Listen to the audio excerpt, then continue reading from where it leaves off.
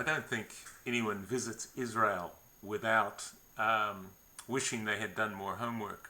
Certainly for me, thinking about a visit to Israel 10 years ago with Marion, she'd done a lot of homework and knew what, especially the time of year that we were going.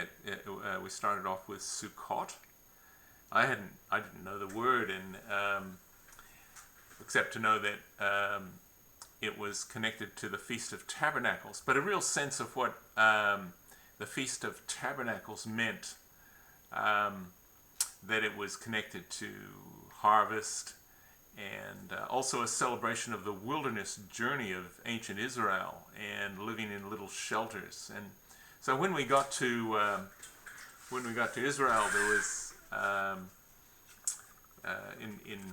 especially in observant places, there were all these little structures that people had built. If they didn't have a yard to build it in, they built it on a balcony.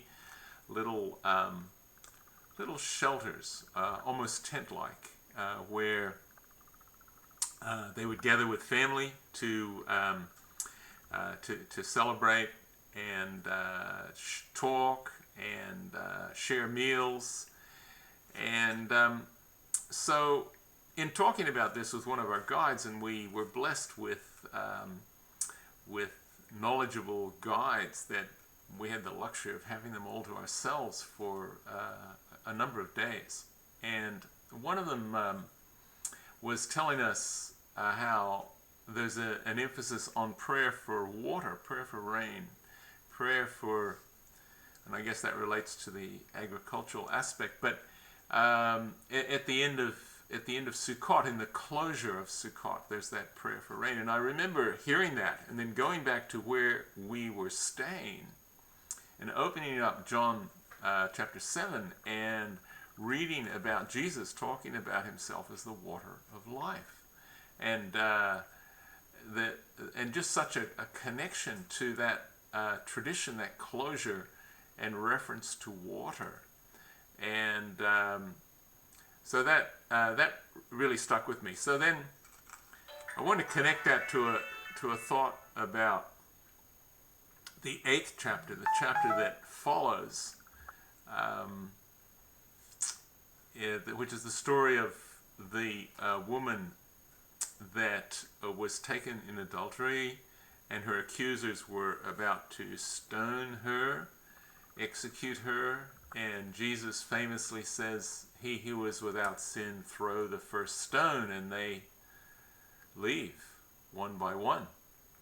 And in that story, Jesus writes in the earth. And so there's been a lot of speculation about what did Jesus write, and maybe some people have said maybe it was the names of the people that were there. But someone suggested, and I really can't attribute this as I should, because someone suggested this verse from Jeremiah 17:13, that may have been what Jesus wrote, and it certainly seems very, very plausible.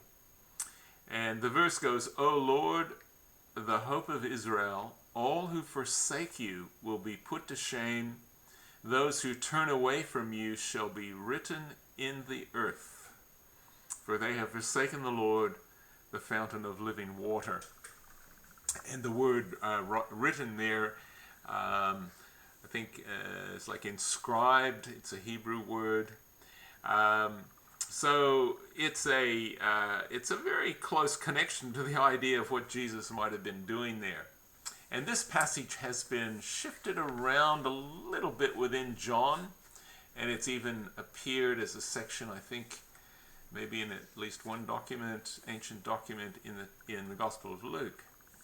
But where it's located, where it's placed in connection with the closure of Sukkot and the prayer for water is particularly arresting, particularly interesting.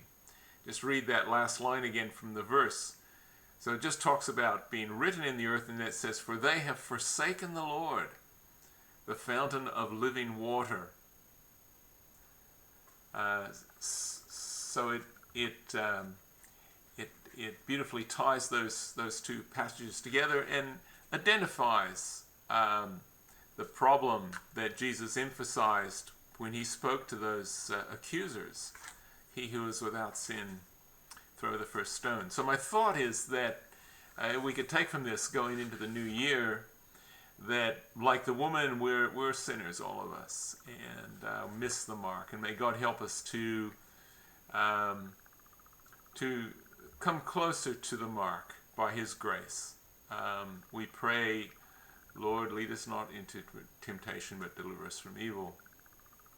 And then also that we may not be like the accusers, full of our own pride and self-righteousness and ready to condemn, but that we would have a wise restraint and recognition when we also fall into pride and the improper regard for others. So there's a thought for the new year. God bless you all.